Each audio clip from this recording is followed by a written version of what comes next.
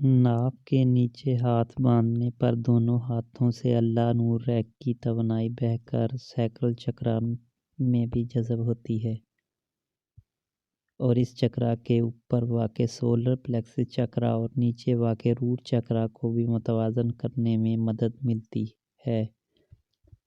Route چکرا انسان کے ڈھانچے کو مضبوط کرتا ہے، ہڈیوں اور جوڑوں کے امراض سے بچانے کا باعث ہے اور خون کی کمی کمزوری ہمت شجاعت پیدا کرتا ہے، لو بلڈ پریشر دور ہوتا ہے، معاشی سرگرمیوں میں انسان بڑھ چڑھ کر حصہ لیتا ہے، شمسی چکرا کے متوازن ہونے سے پیٹ کے امراض، ناف کا بار بار ٹلنا، قبض، گیس، آنتوں کے امراض، معدے کی تمام تکالیف، شوگر کی بیماری وغیرہ اور جگر اور تیلی کے امراض کو دور کرنے میں بھی مدد ملتی ہے۔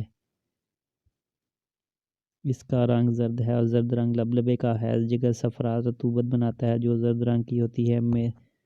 معدہ و آنتیں بھی زرد رنگ کی ہیں، چنانچہ صرف ناف کے نیچے ہاتھ باندھنے سے نماز کے دوران چونکہ انسان اللہ کے ساتھ رابطے میں ہوتا ہے اور اللہ سے نور نمازی کے اندر دور کر رہا ہوتا ہے۔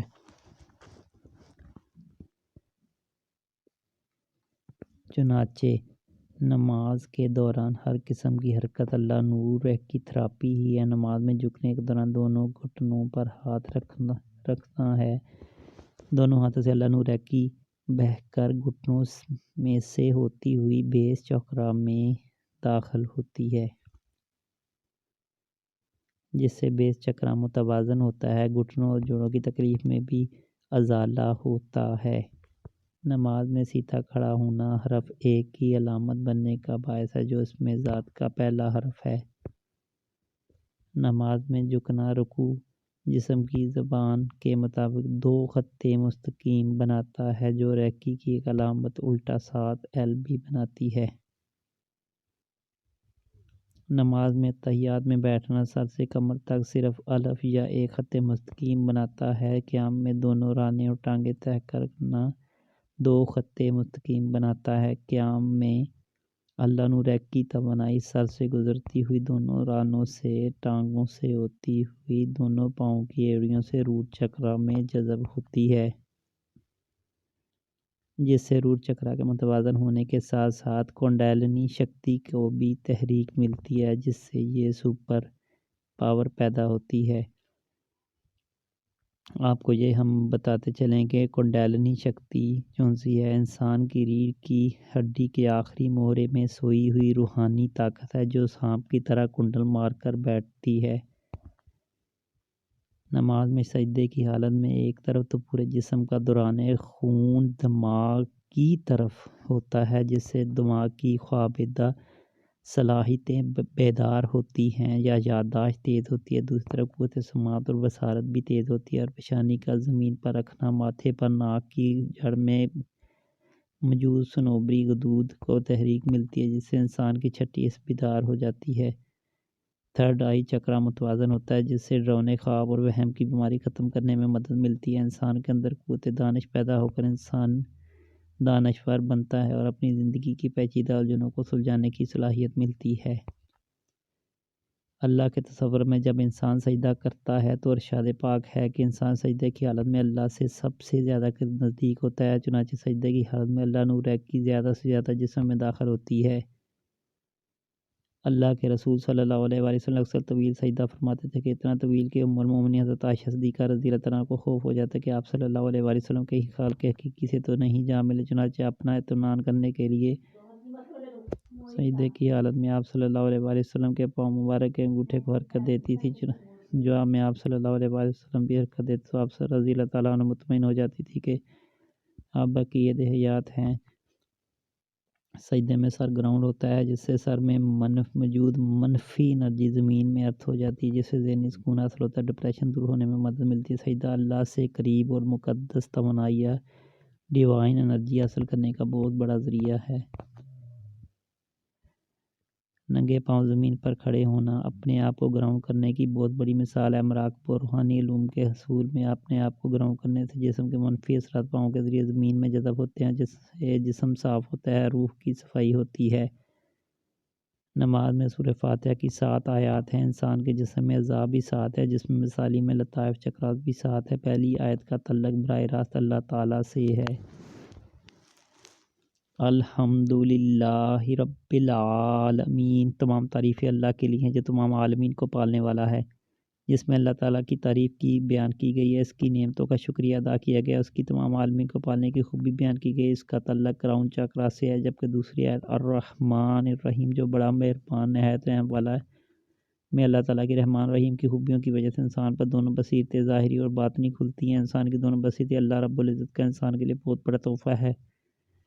تیسری آیت مالک یوم الدین، روز جزا کا مالک انسان پوری زندگی اپنے زبان، اپنے قول و فعل سے جزا و سزا کا مستحق ہوتا ہے، اور اپنے آپ کو اچھے یا برے کاموں میں لگانا، دوسرے کو اچھے یا برے کام کا حکم دینا، یہ سب تیسرے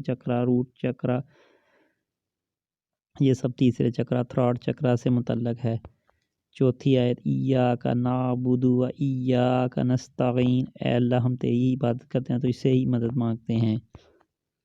اس آیت کا تعلق ہارٹ چکرا سے ہے، جو چوتھے نمبر پر اللہ تعالیٰ نے تمام مخلوق کو محبت سے پیدا کیا اور مخلوق سے محبت ہی طلب فرمائی۔ جو انسان اللہ سے اور اللہ کی مخلوق سے محبت کرتا ہے، وہ شخص اللہ تعالیٰ کو بے حد عزیز ہے۔ جو دنیا کے تمام نیک کام میں بھی اللہ کی ہی عبادت ہے، دنیا کے تمام نیک کام بھی اللہ ہی کی عبادت ہیں، اور عبادت ہمیشہ دل سے ہوتی ہے، محبت سے ہوتی ہے۔ محبت زبان، رنگ اور نسل کی تفریق کو مٹاتی ہے، سب کو ایک کرتی ہے۔ تمام اولیاء کرام ہندو مسلم سب سے محبت کرتے تھے، جن کی وجہ اسلام ہر مذہب میں پھیلا۔ اہدنا الصراط المستقیم، اے اللہ ہمیں سیدھا راستے پر چلا۔ اس آیت کا تعلق پانچویں چکرا شمسی چکرا سے ہے۔ یہ چکرا تمام چکرات کے مرکز میں واقع ہے۔ ماں کے پیٹ میں بچہ بننے کے عمل میں اس چکرا کو بنیادی حیثیت حاصل ہے۔ یہیں سے دونوں جانب کے چکرات متدریج بنتے اور بڑھ کر انسان کو مکمل کرتے ہیں۔ ایک سیدھا راستہ سے مراد دنیا میں نیک اعمال کرنا ہے، جبکہ روحانیت میں تمام چکرات یا لطائف کا رنگین ہونا متوازن بیلنس ہوتا ہے۔ صراط الذین انعمت علیہم، ان لوگوں کا راستہ جن پر آپ کا نام ہوا۔ یہ آیت چھٹے چکرا سے متعلق ہے۔ اس چکرا میں اولاد اور رزق دونوں ہیں۔ جن لوگوں نے رزق میں نیک عمل کیے ان پر اللہ تعالیٰ کی خاص رحمتیں، خاص برکتیں نازل ہوئیں۔ عام زندگی میں انسان کی بنیادی جبلت پہلے رزق کے حصول اور پھر اپنی نسل کو بڑھنے کے صحیح ہے۔ یہ دونوں چیزیں زندگی میں جس کو مل گئیں اس پر اللہ تعالیٰ کا نام ہے۔ مال و دولت اور اولاد۔ رزق کا حصول نیک اور حلال طریقے سے ہو تاکہ اولاد بھی نیک پیدا ہو اور حلال کھا کر نیک کام کرے، سیدھے راستے پر چلے۔ غیر المغضوب علیہم ولا الضالین، نہ ان لوگوں کے راستے پر جن پر تیرا غضب ہوا اور وہ گمراہ ہو گئے۔ ہمارے تمام چکرات میں عدم توازن بیماری اور جسمانی اور روحانی نفسیاتی امراض کا پیش خم ہے۔ تمام چکرات میں توازن نیک اعمال ہی کا نتیجہ اور برے اعمال میں اللہ کے غضب کو دعوت ہے، اور اللہ کا غضب روحانی، ذہنی، نفسیاتی اور جسمانی امراض کا نتیجہ ہے، گمراہی کی طرف جانا ہے۔ ان آیتوں کا تعلق بنیادی چکرا سے ہے۔ بنیادی چکرا کا تعلق کسی بھی جانب قدم اٹھانا، نیکی یا برائی کی جانب اپنی مرضی سے جانا ہے، برائی کی جانب جانا اللہ کے غضب کا شکار ہونا اور گمراہی ہو جانا ہی ہے۔ رکوع، سبحان ربی العظیم، پاک ہے پالنے والا، عظمت والا، اسے آپ سے کچھ نہیں چاہیے، وہ ہر ضرورت سے پاک ہے، اس کی عظمت ہی ہے کہ وہ آپ کو پال رہا ہے، آپ کی تمام زندگی کی تمام ضروریات کو پورا کر رہا ہے۔ سجدہ، سبحان ربی الاعلیٰ، پاک ہے پالنے والا عالی شان۔ سجدے کی حالت میں ایک طرف تو انسان کی خاکساری کی علامت ہے، دوسرا پیشانی کو زمین پر ٹیکنے سے تاج، کراؤن چاکرا اور تھرڈ آئی چکرا متوازن ہوتے ہیں۔ کراؤن چاکرا کا اللہ کی ذات سے براہ راست تعلق ہے اور تھرڈ آئی کا ذہانت سے تعلق ہے۔ قیام، التحیات للہ والصلوات والطیبات، تمام زبان کی باتیں اللہ کے لیے، بدنی باتیں اور مالی باتیں بھی۔ میں نے قیام کیا اللہ سے رابطے کے لیے اور اپنی ظاہری و باطنی صفائی، کلیننگ، اپنے ذہنی اور خیالات کی پاکیزگی، اپنے جسم مثالی اور روح کی پاکیزگی کے لیے پاکیزہ ذات کے وسیلے سے طیبات سے مراد پاکیزگی ہے۔ اللہ کے نور سے ہی پاکیزگی ممکن ہے، پاک ذات سے ہی پاکیزگی ممکن ہے، یہ پاک ذات اللہ کی ہے جو بہت ہی طاقتور اور عظیم ہے، جس کی عظیم طاقت سے ہر قسم کی صفائیاں ممکن ہیں، ظاہری، باطنی اور ہر قسم کی بلاؤں، آفات اور بلیات سے۔ السلام علیکہ ایھا النبی ورحمۃ اللہ وبرکاتہ، سلام ہو تم پر اے نبی اور اللہ کی رحمت اور اس کی برکتیں۔ میں سلامتی کی دعا کرتا ہوں اپنے پیارے نبی صلی اللہ علیہ وسلم پر۔ سلامتی کی تب ضرورت ہوتی ہے جن کی ذات کو خطرات ہوں۔ اللہ کے نبی کو ان کی زندگی میں آپ صلی اللہ علیہ وآلہ وسلم کی جان مبارک کو خطرات تھے، اور آپ صلی اللہ علیہ وسلم کے دنیا سے پردہ فرمانے پر آج تک آپ کے ناموس کو خطرات ہیں۔ آپ کے جانے کے بعد کئی جھوٹے نبی پیدا ہوئے اور آج تک دنیا میں کہیں نہ کہیں آپ کی ذات کو نشانہ بنایا جا رہا ہے۔ چنانچہ ہم پوری دنیا کے مسلمان آپ کے ناموس کے لیے سلامتی کی ہر وقت دعا کرتے ہیں اور آپ پر اللہ کی رحمت اور برکات نازل ہو۔ السلام علینا وعلی عباد اللہ الصالحین، سلامتی ہو ہم پر اور اللہ کے نیک بندوں پر۔ میں نے اپنی زندگی میں اپنے بزرگوں سے سنا ہے کہ اگر کوئی مصیبت آئے یا کسی عظیم کام کو کرنا ہو تو اللہ کے بعد اپنے بزرگوں کو یاد کر لیا کرو، وہ مسئلہ فوراً حل ہوگا، وہ کام ان کی نظر سے ضرور ہوگا۔ چنانچہ نماز میں اللہ تعالیٰ اپنی حمد و ثنا کے بعد اپنے محبوب بندوں کا ذکر کرنے سے نہیں چوکتے، لہذا اللہ کے رسول صلی اللہ علیہ وآلہ وسلم کے بعد آپ کے عبادت گزار بندے صالحین، جن میں اہل بیت ہیں، صحابہ کرام اجمعین، تابع تابعین، اولیاء کرام شامل ہیں، ان کا ذکر فرمایا گیا ہے۔ اشہد ان لا الہ الا اللہ واشہد ان محمدًا عبدہ ورسولہ، میں گواہی دیتا ہوں کہ اللہ کے سوا کوئی معبود نہیں، اور میں گواہی دیتا ہوں کہ حضرت محمد صلی اللہ علیہ وآلہ وسلم اس کے بندے اور اس کے رسول ہیں۔ اے اللہ تعالیٰ، رحمت نازل فرما محمد صلی اللہ علیہ وآلہ وسلم پر، ان کی آل پر، جس طرح تو نے رحمت فرمائی ابراہیم علیہ السلام پر اور ان کی آل پر، بے شک تو تعریف کے لائق اور بڑی بزرگی اور عظیم عظمت والا ہے۔ اے اللہ تعالیٰ، برکت نازل فرما محمد صلی اللہ علیہ وآلہ وسلم پر، ان کی آل پر، جس طرح تو نے برکت فرمائی ابراہیم علیہ السلام پر اور ان کی آل پر، بے شک تو تعریف کے لائق اور بڑی بزرگی اور عظمت والا ہے۔ اے میرے رب، مجھے نماز کا قائم کرنے والا بنا اور میری اولاد میں سے بنا اور میری دعا قبول فرما۔ اے ہمارے رب، بخش دے اور میرے ماں باپ کو اور سب مسلمانوں کو جس دن حساب قائم ہوگا۔ اے میرے پالنے والے رب، آپ سے رابطہ میں رہنے کی توفیق عطا فرما، میرا ہر وقت اللہ سے رابطہ قائم رہے اور میری اولاد کو بھی اس عمل کی توفیق عطا فرما۔ اے میرے پالنے والے رب، میری دعاؤں کو قبولیت عطا فرما۔ دعا کی قبولیت بغیر اللہ سے رابطے کے اور زبان پر سچ اور رزق حلال کے ممکن نہیں۔ ان تینوں اعمال میں سے ایک بھی نہ ہوا تو دعا قبول نہیں ہوتی۔ دعا کی قبولیت مومن کا بہت بڑا ہتھیار ہے۔ ادھر کوئی تکلیف، کوئی مسئلہ پیش آیا، ادھر ذہن میں سوچا یا ہاتھ اٹھے کام ہو گیا۔ کام خواہ بیماری ہو یا معاشی ہو یا معاشرتی مسئلہ یا کوئی دیگر تکلیف ہو سکتی ہے، فوراً حل ہوگا۔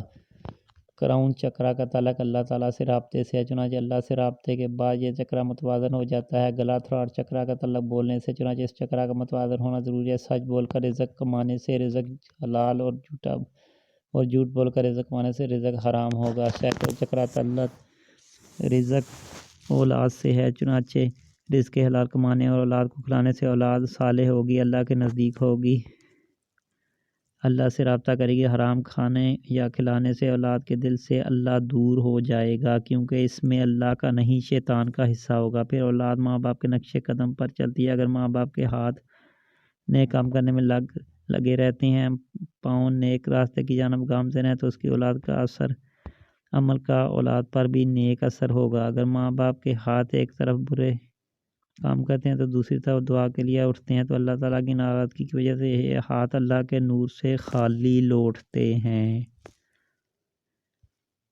اللہ تعالیٰ سے اپنے برے اعمال کی معافی مانگ کر پھر نیک کام کرنے ہوں گے۔ دوبارہ ہاتھ اٹھائیں تو کبھی خالی نہیں لوٹیں گے۔ ہر قسم کے نیک و بد کاموں کی جانب ہاتھوں اور پاؤں کا حرکت کرنا بنیادی یا روٹ چکرا سے ہے۔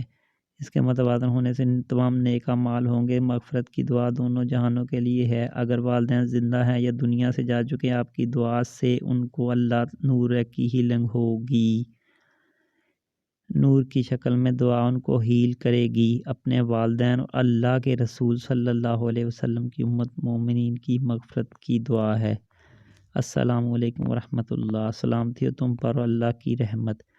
دائیں جانب سلام کرنا کرامن خاتبین میں سے ایک فرشتہ جو نیکیاں لکھتا ہے، اور بائیں جانب کندھے پر موجود بدی لکھنے والے فرشتے کو سلام کرنا، یہ دونوں فرشتے معصومن کا آپ کے سلام کے جواب میں سلام کہنا وعلیکم السلام آپ کی دنیا آخرت کی نجات کا سبب ہے۔ فرشتوں کا آپ پر سلامتی بھیجنا ان کی دعا رد نہیں ہوتی، گویا کہ آپ کو ہیل کرنا ہے۔ یہ فرشتوں سے علاج اینگل تھراپی ہے۔